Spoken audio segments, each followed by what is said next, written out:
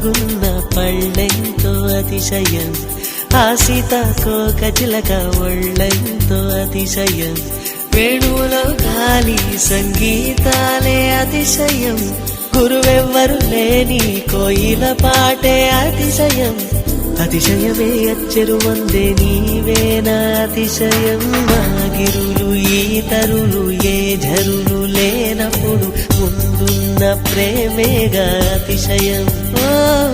16 ప్రయాణ పరువల్లో అందరికీ పుట్టేటి ప్రేమేగా అతిశయం.